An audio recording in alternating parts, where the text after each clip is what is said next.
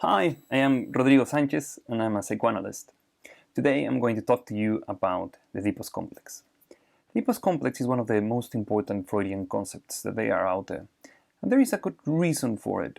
Freud considered it one of the most relevant pieces to his theory, to the point that he said at some point that if you didn't believe in the Oedipus Complex, then you were not a psychoanalyst, right? He was willing to compromise in other moments, but in this universality that everybody would go through this complex, he will not back down in any way whatsoever. And he developed this concept not in one paper, but through the length of his work. It starts with the interpretation of dreams. Then in 3 essays, he actually didn't mention anything about the Oedipus Complex, and later on he goes back to add different pieces to it. And through his work, he progressively developed a notion that the Oedipus Complex is one of the most crucial things that any psychoanalyst should know and should be working on. And this is the reason why. What Freud is saying is we have a relationship whereby you have a caregiver, your mother, your father, whoever is your primary object of love, right? Traditionally your mother. And then you are closer to her. You start learning the world through her. If you cry, she comes along. If you are thirsty, she comes along. If you are cold, she comes along. If you're anxious, she tries her best. And suddenly you start relating to life in association to your mother. If you're with your mother, then you're in a place of tranquility. If you're without her, you might be in a place of pain. If you're able to cry and she will come along, then you might feel that you have some control, perhaps over your own tears, your own emotions, and the way you can manage it, right? Perhaps early stages is so difficult to get around the idea that if you cry and your mother comes along, was your mother who did something and not just your crying. But the key element here is that for the kid, the mother is absolutely everything. And Freud will say that the kid doesn't want to have sex with their mother, he wants everything with the mother. And sex is quite complex because it's infantile sexuality, is perverse, polymorph, is not genital. What it means is that the baby wants everything with her mother, and her mother just for him. It's quite possessive of her. Then at this point is when someone, a third person, comes and breaks this relationship. Usually it could be the father. But let's break this traditional conservative way of looking at families as men and women. Imagine that you have a baby, you have a mother, and she's a single mother. Then you're wondering, well, who is going to be the third person? Well, imagine that the mother is a hard-working woman who is struggling with a new manager. And she gets home and the kid is there waiting for her, and she said, hold on a moment, I need to go talk to your auntie, I need to talk to your grandma, I need to talk with my friend, for that matter, someone else. Now, this is the key element to start to understand the Oedipus Complex. When the mother is saying, I need to talk with someone else, it's for a good reason. The reason being that the baby is not able, or the kid is not able to provide what she needs right now. If the mother were to speak to the kid in those terms, like, well, my problem is that I had a meeting at work and now my probation is being reviewed and I'm really scared because I miss a couple of days and I don't know what they're going to say.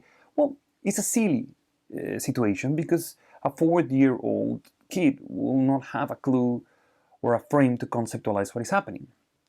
This is basically the adult world where he doesn't belong and where he doesn't have the capacity yet to understand. In Freudian terms, he will refer to this as the penis of the father. He will say, look, suddenly you have a mother and a father comes along and say, thank you for taking care of my kid. I'm going to take your mommy to our bedroom where you are excluded.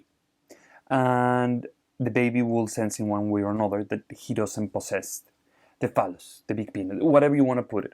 That is basically the capacity to replace the father. What it means for the kid is huge, because for the kid is going to start to understand something, that he is not the person that can provide everything that his mother needs. If the emotional wound of suddenly saying, you're not good enough for mommy because mommy needs Auntie Ruth to talk about work, then the kid is in a moment of possibility where he can say, hold on a moment, what exactly is in the possession of Auntie Ruth that I don't have? Why does my mommy need to replace me with Auntie Ruth? That moment of rhetoric that might come or not, if the baby is really frustrated, if the baby is really angry, or if the kid, for that matter, is really upset about not being included, then this moment might not come along. But if it does, what is starting to happen is that in the mind of the kid, he's holding the mind of others. That is to say that the kid is starting to think, what is in my mommy's mind? Why is it that my mommy prefers Auntie Ruth? This is the beginning of empathy. This is the beginning of an exercise of socialization where the kid will understand that his mind and the mind of the mother are separate, and she can have something in her mind independent to him. For example, she can have an opinion of Auntie Ruth that is different to his opinion of Auntie Ruth. He can start realizing that Auntie Ruth is someone that can provide something to mommy that he doesn't have. And therefore, he can start thinking, what on earth do I need to do in order to have my mommy only for me?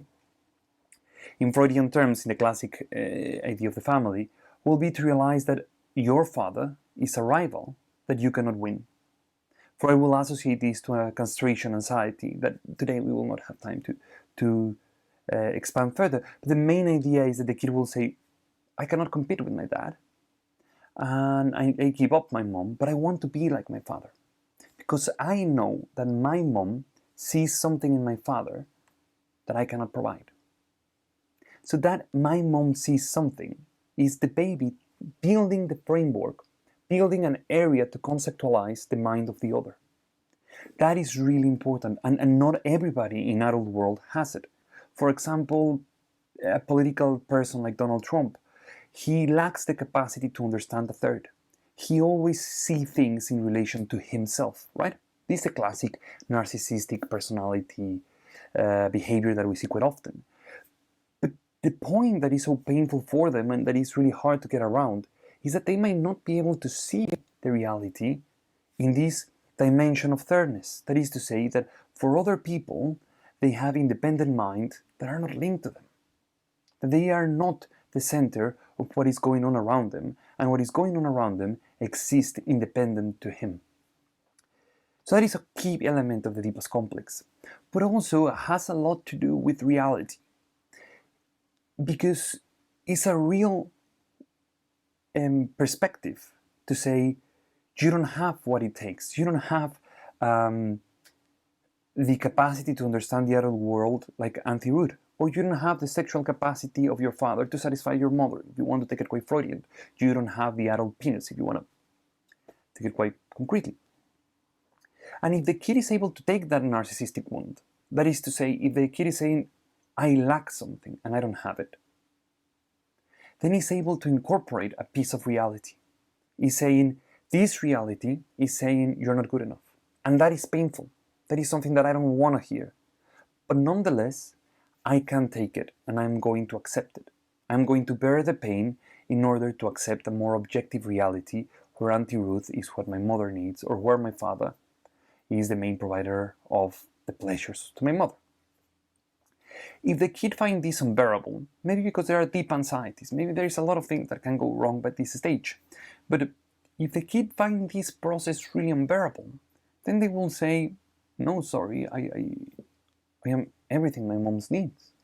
Just like, for example, Donald Trump in any interview whatsoever, he's saying, there is no one else. I am the only one, right? I am the one who knows about vaccines. I am the one who knows more about social politics, economics, or anything. No one knows better than him. Why? Because that early primitive moment where you are in a path road to choose between a reality that is unpleasurable, that is harmful, but ultimately truthful, or a deceiving lie where you can just avoid reality for the immediacy of the pleasure of ignoring reality. Then you can do so. So in those terms, you will not be incorporating reality. You can continue believing that you are the kid that your mommy needs and no one else is capable of taking her away from you. You can believe that your mom only needed you and didn't need Auntie Ruth or anyone else, right? So what this will entail in many ways is the rudiments of socializing, and for Freud as well, the rudiments of starting to incorporate reality. The Oedipus complex today has taken a lot of change, and Melanie Klein started talking about the capacity to take these depressive moments early on in life. She's talking about the month 6 of life. And for Winnicott, the early anxieties of life will be quite a key element to bear these changes. So he goes even earlier in life. But nonetheless, the Oedipus complex is still one of the most important concepts that psychoanalysis have to offer.